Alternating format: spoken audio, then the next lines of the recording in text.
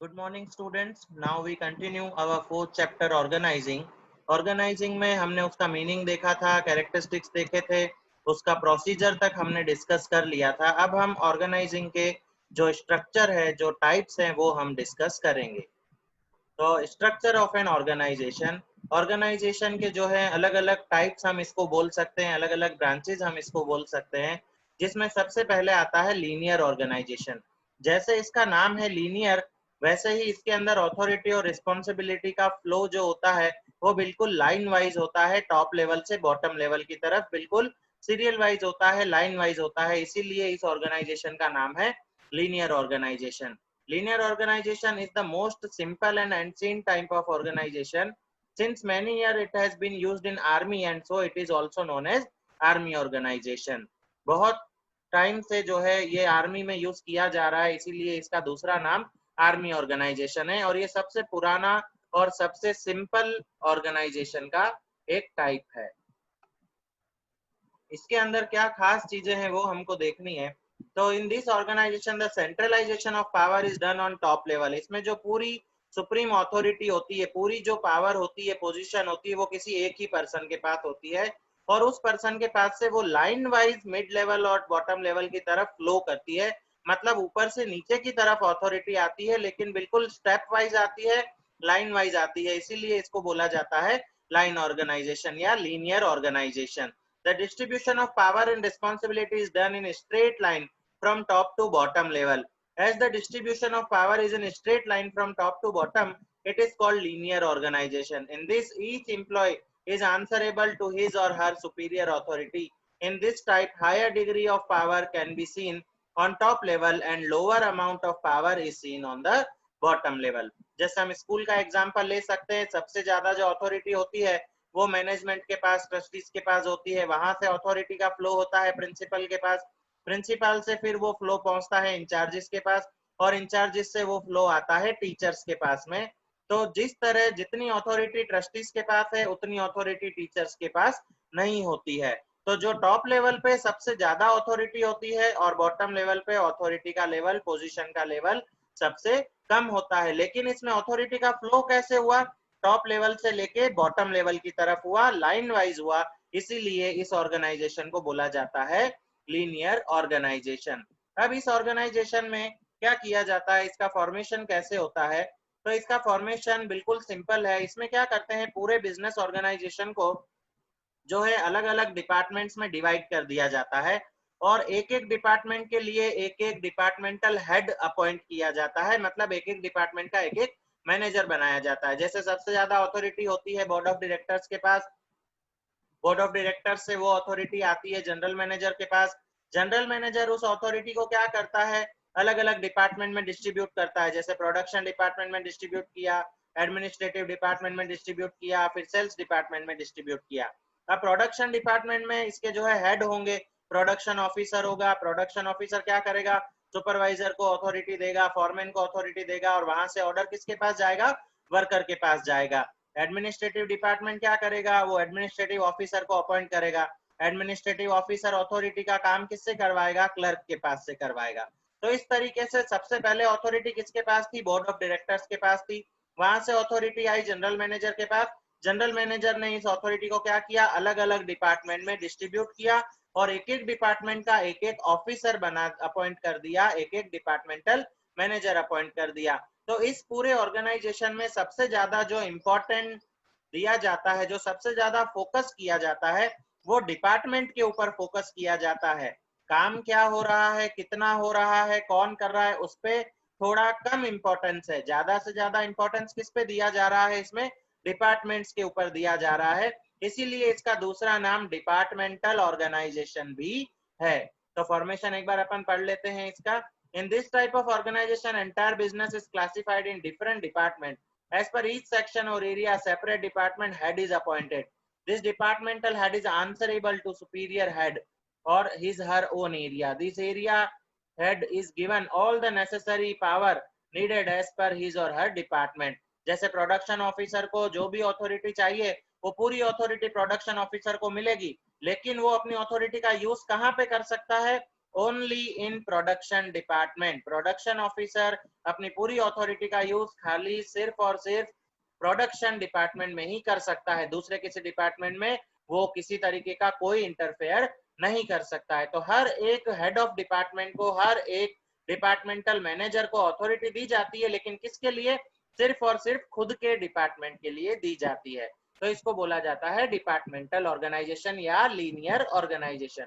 In this type of organization, division is not done according to the work, but according to the department. Hence, it is also known as departmental organization. The linear organization structure can be seen with the help of following diagram. ये diagram जैसे मैंने explain किया, पहले पूरी authority board of directors के पास है, वहां से अथॉरिटी मिलेगी जनरल मैनेजर को, जनरल मैनेजर इस अथॉरिटी को डिस्ट्रीब्यूट करेगा प्रोडक्शन डिपार्टमेंट में, एडमिनिस्ट्रेटिव डिपार्टमेंट में और सेल्स डिपार्टमेंट में। फिर यहाँ से ये अथॉरिटी नीचे डिस्ट्रीब्यूट होगी sales officer, administrative officer, administration department में एडमिनिस्ट्रेटिव ऑफिसर और अकाउंट्स ऑफिसर। इस तरीके से अथॉरिटी क्या हो रही है? टॉप लेवल से बॉटम लेवल की तरफ आ रही है, लेकिन कैसे आ रही है? लाइन वाइज आ रही है, ऑर्डर वाइज आ रही है। तो इसको बोला जाता है लीनियर ऑर्गेनाइजेशन। अब ये कहाँ पे फेवरेबल है? तो ये सबसे ज्यादा वहां फेवरेबल होता है जहां बिजनेस यूनिट स्मॉल होता है और जहां पे सेंट्रलाइजेशन का ज्यादा इंपॉर्टेंस नहीं होता है, जहां पे हम अथॉरिटी को डिस्ट्रीब्यूट करके और इजीली जहां पे काम करवा सकते हैं, ऐसी जगहों पे ये फेवरेबल होता है। इसके बाद सेकंड आता है अपना फंक्शनल ऑर्गेनाइजेशन। अब जैसे अपन ने लीनियर ऑर्गेनाइजेशन में देखा कि भाई ज्यादा से ज्यादा इंपॉर्टेंस किसको दिया है? डिपार्टमेंट को दिया है, काम को इंपॉर्टेंट नहीं दिया है, वर्किंग को इंपॉर्टेंस नहीं दिया है, डिपार्टमेंट को इंपॉर्टेंस दिया। तो ये एक बहुत बड़ी लिमिटेशन है।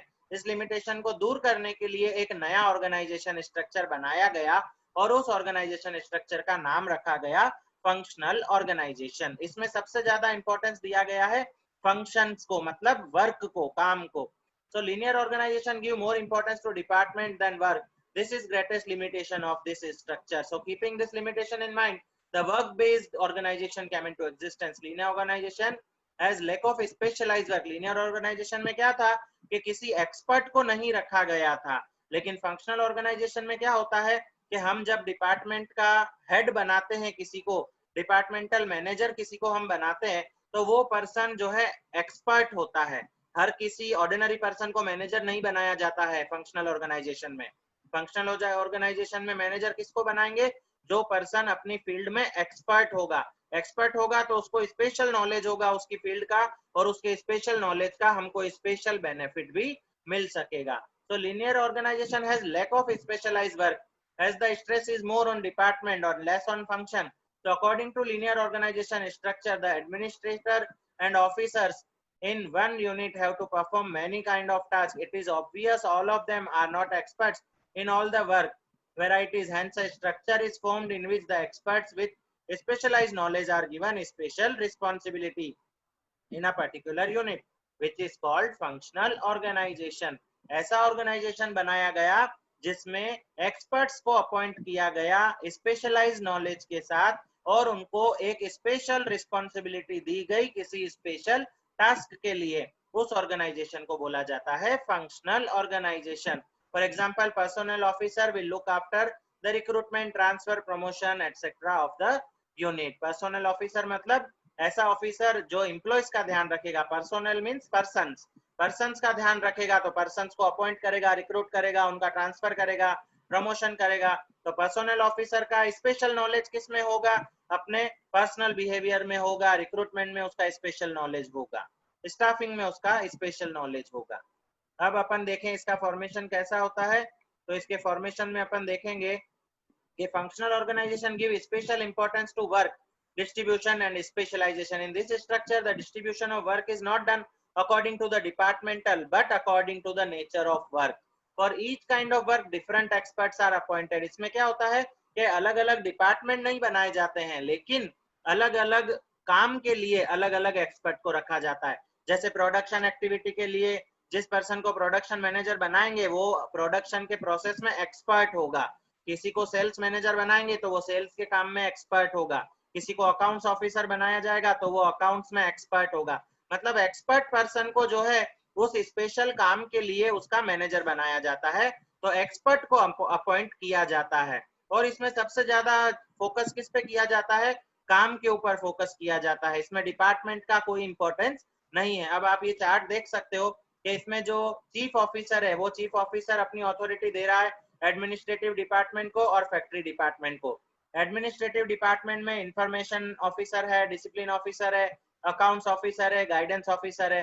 फैक्ट्री डिपार्टमेंट में ग्रुप ऑफिसर है, टाइम ऑफिसर है, क्वालिटी कंट्रोल ऑफिसर है एंड मेंटेनेंस इंजीनियर है। अब इसमें एक जो लिमिटेशन है वो क्या आती है कि इन ऑफिसर्स को जो अथॉरिटी दी गई है वो अथॉरिटी पूरे बिजनेस यूनिट के लिए है, किसी एक डिपार्टमेंट के लिए अथॉरिटी नहीं है। इनकी अथॉरिटी पूरे बिजनेस के लिए। लीनियर में क्या था, लीनियर ऑर्गेनाइजेशन में जो अथॉरिटी देते थे वो खाली एक डिपार्टमेंट के लिए अथॉरिटी दी जाती थी। भाई लीनियर ऑर्गेनाइजेशन में प्रोडक्शन मैनेजर है तो वो कभी भी ऑर्डर देगा तो खाली प्रोडक्शन डिपार्टमेंट में ही ऑर्डर देता था, सेल्स डिपार्टमेंट को या अकाउंट्स डिपार्टमेंट को वो कोई भी ऑर्डर नहीं दे सकता था। लेकिन फंक्शनल ऑर्गेनाइजेशन में ऐसा नहीं है। फंक्शनल ऑर्गेनाइजेशन में अगर प्रोडक्शन मैनेजर है तो वो सेल्स के डिपार्टमेंट में भी ऑर्डर दे सकता है, अकाउंट्स के डिपार्टमेंट में भी क्लर्क को जो है ऑर्डर दे सकता है और किसी दूसरे डिपार्टमेंट में भी जाके और अपना ऑर्डर देके काम करवा सकता है। तो इससे क्या होता है, कई बार वर्कर्स को एक से ज्यादा मैनेजर का ऑर्डर एक साथ मिल जाता है जिसकी वजह से वो कंफ्यूज हो जाते हैं और जो वर्क की क्वालिटी मिलनी चाहिए वो क्वालिटी नहीं मिल पाती है।